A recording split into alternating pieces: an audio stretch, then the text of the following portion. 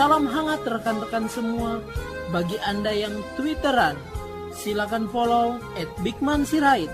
Mencermati keseharian kita sebagai anak bangsa. Silakan broadcast ke rekan-rekan kita. Tuhan memberkati.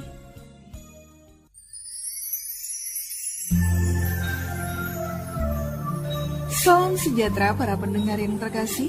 Selamat bertemu kembali dengan Yayasan Pelayanan Media Antioquia yang didirikan oleh Pendeta Bigman Sirait untuk melayani Tuhan Kepala Gereja melalui media. Untuk memperluas wawasan umat Tuhan, PAMA juga menerbitkan tabloid Kristen Reformata, Reformata Online, Reformata Audio Streaming. Juga tersedia buku-buku karya Pendeta Bigman Sirait dan ratusan CD khotbah.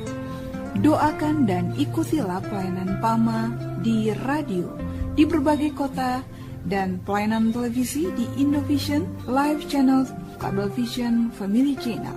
Untuk informasi lebih lengkap, klik www.reformata.com www.reformata.com www.reformata.com. Kini tibalah saatnya kita akan menikmati kebenaran firman Tuhan bersama Pendeta Bigman Sirait. Selamat mendengarkan, Tuhan memberkati. Salam sejahtera saudara yang kekasih di dalam nama Tuhan Yesus Kristus. Kembali kita bertemu dan terus kita memikirkan kebenaran firman Tuhan. Biarlah semua boleh jadi puji hormat kemuliaan bagi namanya. Firman yang diperdagangkan. Sekarang kita akan membaca saudara apa yang digambarkan oleh Yudas. Betapa semakin mengerikannya kehidupan keagamaan itu. Kalau saja kita hati-hati dan cermat dalam menyikapinya. Yudas pasal yang pertama ayat 11 sampai ayat 16. Yudas 1, 11 sampai 16. Celakalah mereka karena mereka mengikuti jalan yang ditempuh Kain, dan karena mereka oleh sebab upah menceburkan diri ke dalam kesesatan Bileam. Dan mereka binasa karena kedurhakaan seperti Korah. Mereka inilah noda dalam perjamuan kasihmu, di mana mereka tidak malu-malu melahap dan hanya mementingkan dirinya sendiri. Mereka bagaikan awan yang tak berair yang berlalu ditiup angin. Mereka bagaikan pohon-pohon yang dalam musim gugur tidak menghasilkan buah. Pohon-pohon yang terbantun dengan akar-akarnya dan yang mati sama sekali. Mereka bagaikan ombak laut yang ganas yang membuihkan keaiban mereka sendiri. Mereka bagaikan bintang-bintang yang baginya telah tersedia tempat di dunia kekelaman untuk selama-lamanya. Juga tentang mereka Henok keturunan ke-7 dari Adam telah bernubuat, katanya, sesungguhnya Tuhan datang dengan beribu-ribu orang kudusnya, hendak menghakimi semua orang yang menjatuhkan hukuman atas orang-orang fasik karena semua perbuatan fasik yang mereka lakukan. Dan karena semua kata-kata nista yang diucapkan orang-orang berdosa, orang fasik itu terhadap Tuhan. Mereka itu orang-orang yang menggerutu dan mengeluh tentang nasibnya, hidup menuruti hawa nafsunya, tetapi mulut mereka mengeluarkan perkataan-perkataan yang bukan-bukan, dan mereka menjilat orang untuk mendapat keuntungan. Saudara, apa ada pengkhotbah penjilat? Kedengarannya agak kasar ya. Tetapi ternyata Alkitab menggambarkan, saudara. Yang ada memang adalah bahwa kita kurang membaca Alkitab, sehingga kita kurang mengetahui. Karena itulah penting-pentingnya pembacaan Alkitab untuk kita mengerti, sehingga kita bisa membuat klasifikasi dalam mengenali apakah ini benar atau tidak benar, supaya kita terhindar dari berbagai kemungkinan yang bisa mencelakakan kita di dalam kehidupan ini. Karena itulah kita perlu berhati-hati sehingga sungguh-sungguh berjalan dalam hidup kita melakukan apa yang menjadi kehendak Tuhan kita. Maka digambarkan bahwa mereka-mereka itu adalah orang-orang yang celaka karena mengikuti jalan yang ditempuh Kain. Ya, gambaran pertama, bagaimana jalan yang ditempuh Kain, yaitu melakukan pembunuhan karena keirian. Artinya membunuh kebenaran, itu gambarannya. Bukan soal membunuh fisik orang, tetapi membunuh kebenaran sehingga seperti Kain yang kemudian marah pada Habel karena persembahan Habel diterima, persembahan dia tidak. Begitulah para orang-orang ini yang kemudian dengan segera membunuh kebenaran itu, ya, dan mereka menceburkan diri dikatakan pada kesesatan Bileam dan binasa karena kedurhakaan Korah. Ini gambaran-gambaran semua sangat jelas. Bagaimana Bileam adalah orang yang memperjualbelikan nubuatan. Nah, makanya kemudian orang-orang ini menjadi orang-orang yang kesetanan dengan uang. Mereka menghalalkan segala cara sehingga mereka durhaka seperti Korah dan dibasmi oleh Allah. Tetapi kemudian awas, dalam perjalanan kehidupan mereka masih ada. Ini yang jadi bahaya, saudara. Karena dalam perjalanan hidup di kesementaraan, sepertinya kok mereka nggak habis ya? Kalau memang salah kenapa nggak habis? Kalau memang salah kenapa berkembang? Orang Kristen sangat naif dan menafikan bahwa kalau orang kemudian tidak beres, tidak dengan serta-merta rubuh dan lalu tutup semuanya. No, Anda salah. Segala sesuatu bisa bertumbuh berkembang dan Tuhan biarkan bahkan menjadi kesuksesan yang besar. Tetapi di situ ada kesesatan. Hati. Nah, oleh karena itu, gambaran bagaimana si pengkhotbah penjilat ini ada di sana dan bagaimana digambarkan mereka ini adalah noda dalam perjamuan kasih di mana mereka tidak malu-malu melahap, hanya mementingkan diri sendiri. Ya, seperti awan yang tak berair berlalu ditiup angin, mereka seperti itulah pohon musim gugur tidak menghasilkan buah dan seterusnya. Nah, mari kita mulai merekonstruksi dulu, saudara. Pertama, tadi yang sudah kita bicarakan, bahwa mereka menjadi orang-orang yang berbicara tentang kebenaran tetapi membunuh kebenaran. Nah, miris ya. Jadi kebenaran itu sebetulnya mereka bicarakan tapi mereka bungkam. Artinya gimana? Mereka mengatakan tapi tidak melakukan. Di dalam kehidupan para imam, Kristus Yesus Tuhan kita pernah mengkritik lalu bilang, dengarkan apa kata imam itu, tapi jangan tiru kelakuannya. Waduh, yang dia ngomong benar dong? Benar. Kelakuannya total salah. Jangan ikuti, jangan tiru. Kok bisa gitu? Itulah fakta. Itulah kenyataannya. Nah, oleh karena itu, saudara-saudaraku yang dikasihi Tuhan Yesus Kristus, pergumulan-pergumulan yang terjadi di dalam kehidupan yang ada menjadi kesedihan dan kepedihan yang luar biasa yang mewarnai dan menghantam kehidupan banyak orang. Begitulah yang terjadi ketika kemudian apa yang dialami ya di dalam kehidupan ini, bagaimana kita mencermati, mengenali betapa mengerikannya mereka-mereka yang sudah menjadi pembunuh kebenaran karena nurani mereka tak lagi hidup. Ya, pokoknya kalau mereka tidak mendapatkan yang mereka ingini, apapun alasannya tak jelas, mereka melakukan dan menjungkir balikkan kebenaran seperti Kain. Tuhannya yang menolak persembahannya, tapi dia marah pada Habel. Lucu, tapi memang itulah faktanya. Dibunuhnya Habel hanya karena hal yang tidak jelas, alasannya apa dan kenapa. Tapi itu yang terjadi. Begitulah mereka-mereka yang sekarang ini berkhotbah dan membunuh kebenaran itu. Karena memang mereka tidak pernah melakukannya dan mereka memang bukan hamba kebenaran. Sehingga kebenaran mereka putar balikkan. Ya. Hanya untuk mencari, menyenang-nyenangkan hati telinga orang karena memang mereka penjilat. Wah, Anda diberkati Tuhan. Wah, saudara luar biasa. Oh, saudara begitu. Wah, semua dia katakan yang manis-manis tentang seseorang supaya seseorang ini dengan ringan memberikan uang. Supaya seseorang ini dengan ringan memberikan apa yang menjadi kebutuhan-kebutuhan mereka. Ini amat sangat berbahaya, tapi ini yang terjadi. Karena itu berhati-hatilah. Disinilah kita penting memikirkan kebenaran. Disinilah kita penting melakoni dan menjalani kehidupan supaya kita hidup benar dan berjalan di jalan Tuhan. Hidup benar melakukan apa yang menjadi kehendak Tuhan. Jangan sampai salah. Saudara-saudara yang dikasihi oleh Tuhan Yesus, kebenaran inilah seharusnya menjadi kebenaran yang kita perhatikan. Kebenaran yang harus tegak di dalam kehidupan. Nah, kemudian bagaimana digambarkan si pengkhotbah penjilat ini? Bukan saja memutarbalikkan kebenaran dan menjadikan itu sebuah barang dagangan. Tidak saja memakai kebenaran untuk menyenangnya, tapi yang kedua kemudian mereka-mereka memang motifnya sudah busuk dan sudah jelek. Maka uang menjadi urusan. Uang menjadi pertama dan utama. Sehingga apa yang mereka lakukan dengan uang? Mereka menjual belikan kebenaran itu.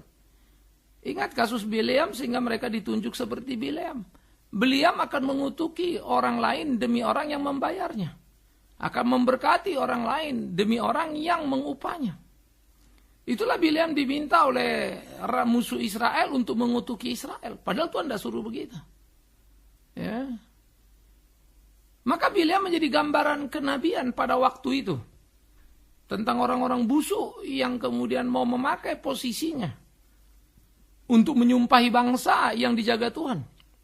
Maka Tuhan murka kepada Bileam. Tidak ada satu apapun bisa dikerjakan orang tanpa izin Tuhan, bukan?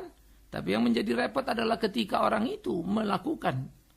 Kalau berhasil, itulah kengerian. Orang bikin pikir jahat, lalu lakukan jahat, berhasil. Waduh, itu ngeri, terbuang dari Tuhan. Kalau gagal, masih selamat itu. Nah, itulah ukuran. Itulah kehati-hatian. Nah, kita kembali kepada ini, maka bagaimana sebetulnya? Apa yang terjadi, yang dipahami, apa yang terjadi dalam kehidupan itu? Bagaimana sesungguhnya kemudian orang-orang yang melakukan sifat Bileam memperjualbelikan kebenaran itu mencari keuntungan. Sehingga mereka akan memuji-muji semua orang. Tapi untuk uang. Jadi mereka akan bernubuat supaya yang dengar senang. Bernubuat atas nama siapa? Nama Tuhan. Betul dong Pak. No. Supaya Anda senang mendengarnya. Kenapa? Kalau memang benar Tuhan mau seperti apa yang mereka nubuatkan, ngapain Tuhan pakai dia? Kalau betul Anda dinubuatkan orang yang luar biasa, Tuhan pun akan bicara pada saudara kan. Tapi seringkali itu jadi legalitas pembenaran. Dia jadikan alasan konfirmasi dan seterusnya. Masa sih Tuhan mau manggil seseorang tapi ngomongnya lewat orang lain? Tapi kan bisa Pak, bisa, siapa bilang tidak. Tapi lihat perjanjian baru. Tuhan direct selalu untuk memakai setiap orang. Dan Tuhan menyuarakan suara kebenaran dari orang yang benar dan sikap hidupnya yang benar. Seperti Rasul, melahirkan Timotius, Titus, dan seterusnya. Tapi mendidik, melatih mereka. Bukan sekedar bilang, kau nanti jadi ini, kau jadi itu. Nggak ada itu model begitu. Maka kalau kita memperhatikan Alkitab, murid-murid itu jadi murid lewat sebuah proses. Ya. Bagaimana mereka dituntun, bagaimana mereka dibimbing, bagaimana mereka dilatih. Jadi saudara-saudara yang dikasihi Tuhan Yesus Kristus.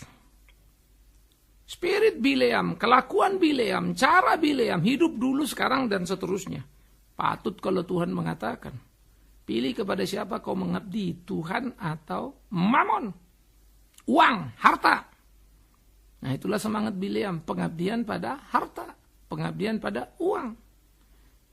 Nah saudara-saudara yang dikasihi oleh Tuhan Yesus Kristus. Ini menjadi kesedihan dan ini menjadi kepedihan. Bagaimana orang-orang seperti ini dikatakan noda dalam perjamuan kasih-Mu. Di mana mereka tidak malu-malu melahap hanya untuk mementingkan dirinya sendiri. Maka aspek yang ketiga, ya cocok dengan yang pertama, jual beli kebenaran. Urusannya semua uang. Maka yang mereka harapkan ya tentu keuntungan buat dirinya sendiri. Mereka dikatakan seperti awan yang tidak berair berlalu ditiup angin. Seperti pohon di musim gugur, ya ada pohonnya hidup-hidup tapi nggak ada buahnya, daunnya aja berontok semua kok, lagi musim gugur. Nah, itulah digambarkan. Sehingga fenomenanya ada, tampak kelihatan tapi tidak utuh. Seperti pohon daun kagak ada, buah kagak ada, tapi karena musim gugur. Begitulah orang-orang ini digambarkan Alkitab. Bahkan mereka digambarkan seperti ombak laut yang ganas, tapi membuihkan keaiban mereka sendiri. Kan kalau ombak, shush, itu kan kayak buih di atasnya kan. Begitulah mereka membuihkan dirinya, aib-aib mereka itu. Dengan segala apa yang mereka lakukan, dengan segala hawa nafsunya, dengan segala daya mereka. Tapi sebetulnya mereka sedang menelanjangi dirinya sendiri. Kalau saja kita cermat melihatnya. Tapi kalau nggak cermat, ya kita juga menjadi korbannya. Saya tidak tahu berapa banyak orang Kristen yang sungguh-sungguh mau belajar jadi orang Kristen. Yang hati-hati di kehidupan tidak sembarang memberi telinganya. Kita yang hidup kadang-kadang lucu, saudara. Mau nonton film aja pilih. Sutradaranya siapa? Bintang filmnya siapa? Lalu dari sutradara bintang film kita tahu film ini bakal bagus apa enggak. Baru kita mulai timbang, mau nonton apa enggak. Kan begitu. Kalau perlu kita baca dulu resensi filmnya, baru kita pergi. Dapat bintang berapa dia. Kan begitu, saudara. Saudara, kita beli buku pun kita pilih. Buku mana yang mau kita baca. Kita berlangganan koran, langganan majalah. Kan gak semua koran majalah kita langganan. Mana yang kita suka, yang cocok dengan kepentingan kita. pakai baju pun sama. Semua kita pilih, makan, minum, apapun. Tapi lucu, kalau sudah urusan firman Tuhan, mendengar Injil, anehnya kita tidak pilih-pilih, kita kasih saja telinga kita, termasuk pada ajaran yang salah. Padahal urusan firman adalah urusan surga neraka kan, urusan benar salah di hadapan Tuhan. Lebih ngeri dari urusan nonton film, makan dan seterusnya. Kenapa urusan yang sekunder, urusan kecil, yang kalau salah pun nggak apa-apa, Anda bisa memilih dengan teliti. Tapi urusan benar yang prinsipil malah tidak milih. Jemaat Tuhan, bangunlah. Kecuali memang saudara sudah terbiasa di situ karena rasa nyaman. Ya maklum kalau hidup kita sudah nggak benar, yang nggak benar kan jadi kenyamanan buat kita, bukan? Yang benar kan bikin kuping sakit ya, nggak enak dengernya. Terserah, saudara nggak mau benar, ya pilih di situ. Tapi kalau mau benar, belajarlah memilih, belajarlah bijak, hati-hatilah. Karena itu jangan fenomena yang menyenangkan kita datang, oh enak nyanyinya, oh enak musiknya, oh full AC gitu ya. Tapi nggak peduli firmannya. Tapi ini firmannya bagus sih, teman, gerejanya nggak ada AC-nya, agak jauh lagi. Akhirnya kita ke gereja itu sebetulnya unsur kemudahan dan kenyamanan diri kita, saudara. Ya, bukan lagi kebenaran yang kita cari, kenyamanan buat diri. Maka akhirnya telinga kita itu kita berikan kepada barang jualan tadi. Akhirnya kita bersekutu dan terbiasa dengan itu semua, dan kita menjadi orang-orang yang ikut memperpanjang, menyukseskan kepalsuan. Kita menjadi musuh Tuhan. Pada waktu kita nyebut-nyebut nama Tuhan. Maka betullah ayat Alkitab. Tidak semua orang menyebut namaku Tuhan, Tuhan masuk surga. Tapi mereka yang melakukan kehendak Bapakku. Kehendak Bapakku itu apa? Ya melakukan kebenaran, mencintainya, dan terus menggalinya. Ini kan enggak. Yang kedua, mengasihi sesama seperti diri sendiri. Ini kan bangun istana sendiri, mementingkan perut sendiri kan. Perasaan sendiri. Jadi kita bisa melihat, saudara yang kekasih, betapa amat sangat mengerikannya. Tetapi memang di tempat-tempat itu pengkhotbah penjilat tentu akan menyenangkan karena dia menjilat-jilat ya kepada umat. Nah, umat celakanya banyak yang suka dijilat. Nah, jadilah kemudian simbiosis mutualistis namanya ya. Satu kondisi yang saling perpaduan yang saling menguntungkan. Satu untung dapat uang dapat untung, satu dapat uangnya, satu untung dapat pujiannya. Dipuji-puji, uang keluar, dipuji-puji, uang keluar, kan simbiosis mutualistis namanya. Sehingga yang dipuji ini walaupun sebetulnya penuh dengan kepalsuan, ketidakbenaran, tetap aja dipuji. Karena yang muji mau uang, maka dia pikir untuk benar hidup benar kan susah ya, ngasih uang kan gampang. Toh uangnya dapat juga dari nggak benar. Jadilah penyucian terhadap uang yang nggak benar itu. Penyucian terhadap sikap yang nggak benar. Miris ya. Banyak yang tahu, banyak tutup mata. Iya. Memang tidak mudah untuk menjadi orang benar, harus berani. Tinggal Anda sendiri menentukan sikap, mau kemana akan melangkah. Mencintai Tuhan sang benar dengan kebenarannya yang mengkoreksi dan menelanjangi, atau menyukai ajaran-ajaran yang cenderung tidak benar tetapi nyaman dan aman buat diri. Kita mesti menentukan sikap kita, bukan? Nah, oleh karena itulah digambarkan bagaimana kemudian para pengkhotbah penjilat ini, ya, mereka seperti binatang yang baginya telah tersedia tempat di dunia kekelaman, ya, bintang gitu ya. Bintang yang sudah ada kekelaman itu artinya pada akan berakhir, itu gambarannya. Ada bintang di atas tinggi, hebat luar biasa, tapi berakhir di kekelaman. Itu gambaran yang ironi, sepertinya dia hebat luar biasa. Bintang kecil di langit yang tinggi, gitu kan ya. Sampai kalau jenderal bintang 1, bintang simbolnya hotel, bintang simbolnya. Bintang itu lambang elegan, kelas, gengsi. Tapi kemudian masuk lembah kekelaman. Begitulah para pengkhotbah penjilat ini. Tapi mereka dibuang ke lembah kekelaman selama-lamanya. Jadi artinya memang mereka mendapat respon bagus, pengikut bagus. Dan celakanya ini selalu dimanipulasi. Tuh lihat jemaatnya banyak, tuh lihat gerejanya banyak. Saudara, tampaknya kita memang seringkali lupa ya, bukan hanya gereja yang punya pengikut banyak ya. Saudara ke India, guru-guru itu Radha Swami dulu ya. Kemudian ini guru-guru top dulu, sekarang guru-guru yang baru juga datang, Sai Baba. Itu punya pengikut jutaan itu seluruh dunia. Belum ada satu guru, satu pendeta punya pengikut jutaan. Guru India ada. Satu guru ya, bukan satu gereja loh. Gereja punya anggota jutaan banyak. Ya kan ya. Tapi banyak pendetanya kan. Kali ini satu guru punya pengikut jutaan. Nah, itu di India pada top-top semua itu. Guru Rajesh dan seterusnya. Ya, punya pengikut banyak. Jadi kalau banyak, ayo dong baca-baca dikit, lihat kiri kanan, lihat informasi supaya kita jangan terkurung, bukan? Lalu berpikir apa yang ada di kita, di mana kita ada itu udah paling hebat, paling luar biasa. Padahal tidak. Oleh karena itulah dikatakan bagaimana tentang mereka, bahkan Henok pun yang disebut sahabat Allah dan diangkat Tuhan berbicara bahwa mereka-mereka ini nanti akan dihakimi, ya, karena kefasikan yang mereka lakukan, ya. Dan bagaimana kata-kata nista diucapkan orang berdosa itu. Kenapa? Karena orang-orang itu menggerutu mengeluh tentang nasib hidupnya menurut nafsu, tapi mulutnya mengeluarkan perkataan-perkataan yang bukan-bukan. Mereka menjilat orang untuk mendapat keuntungan. Oh, kami menderita, kami sulit dalam hidup ini perjuangan berat untuk Tuhan, begitu ya. Waduh, semua diomongin, tapi kemudian cari mana kang taunya mana nih, cuannya mana nih, duitnya mana nih. Miris saudara, tetapi saya kadang pikir ya, baca Alkitab itu kalau saja kita mau jujur, jangan baca satu-satu, sepotong-sepotong, baca semua. Malu sih memang. Malu. Kita akan melihat dan mengalami, kok ngeri amat ya, kok jadi gini ya. Tapi memang itu.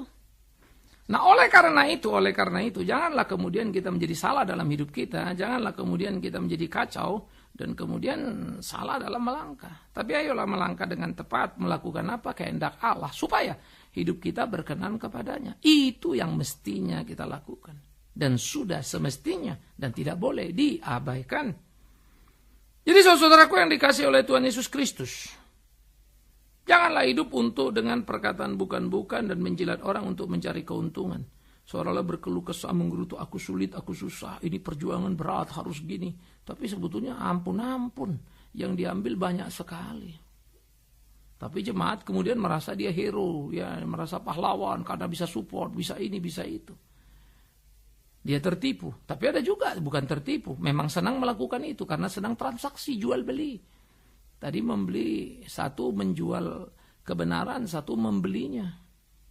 Lagi-lagi tadi itu simbiosis mutualistis, ya hiduplah dua-duanya. Karena itu barang siapa mau mencintai kebenaran, dia harus punya sikap. Sikap hidup benar dan mencintai kebenaran yang memang tidak seringkali tidak menyenangkan, ya jujur saja ya. Kebenaran itu menyakitkan tapi menyelamatkan. Terserah, saya tidak bisa mendowngrade dan mendiskon kebenaran. Bayangkanlah Tuhan Yesus bilang, sangkal dirimu, pikul salibmu. Siapa yang bilang itu enak? Padahal mulia mengukurkan bukan hanya percaya, tapi menderita untuk dia. Alamak, sulit amatlah itu. Tanpa menderita pun hidup sudah berat. Iya kan? Karena itu belajarlah mencintai kebenaran. Dan kalau kita menjadi hamba Tuhan, marilah jadi hamba Tuhan. Suarakan kebenaran. Apapun risikonya itu, itulah memang ikut Kristus kan tak ada janji mulus ya. Tapi bahwa ada kehormatan, ada kemenangan, itu Tuhan janjikan. Penghiburan dikala lemah, dikala susah. Kekuatan dikala kita lemah dan kita maju terus, Tuhan tolong pimpin kita dan membuat kita melihat kebesarannya yang ajaib itu. Sampai kita merasakan betapa nikmatnya hidup sebagai pelayan Tuhan itu. Bukankah Paulus mendapatkan kehormatan dan hadiah dari Tuhan yang hebat? Apa hadiahnya? Duri.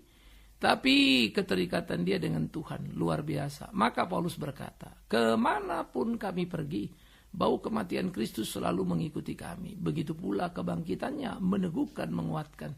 Sehingga perjalanan hidup yang adalah perjuangan membuat Paulus tak pernah menjilat apa atau siapa saja. Tapi menyatakan kebenaran, dia tidak peduli berurusan dengan siapa. Wow, luar biasa ya. Semoga kita menemukan diri kita sedang ada di sana dan menjalankan tugas pelayanan kita. Dan kita bukan penjilat itu. Tapi kalau penjilat itu, berhentilah. Segeralah sadar dan jangan ada di situ. Tuhan menolong kita dan jemaat, hati-hatilah. Semoga engkau boleh jadi alat, filter, saring untuk gereja Tuhan yang murni. Amin. Mari kita berdoa. Bapa, kami bersyukur, kami berterima kasih untuk cinta kasih-Mu dalam hidup kami. Bersyukur, berterima kasih untuk pimpinan-Mu. Ajar kami hidup di dalam takut akan Engkau, mencintai kebenaran yang tak mudah. Tapi kami tahu Tuhan akan menguatkan sehingga kami tak hanya berhenti mencintai tapi menjalaninya dan hidup di dalamnya. Mampukan kami oleh belas kasihan-Mu demi Kristus Yesus Tuhan kami. Kami serahkan hidup kami, diri kami, baik sebagai jemaat maupun pengkhotbah, Tuhan menjaga, Tuhan melindungi. Khususnya yang cinta kebenaran, Tuhan kuatkan. Terpujilah Tuhan kami kekal selama-lamanya. Amin.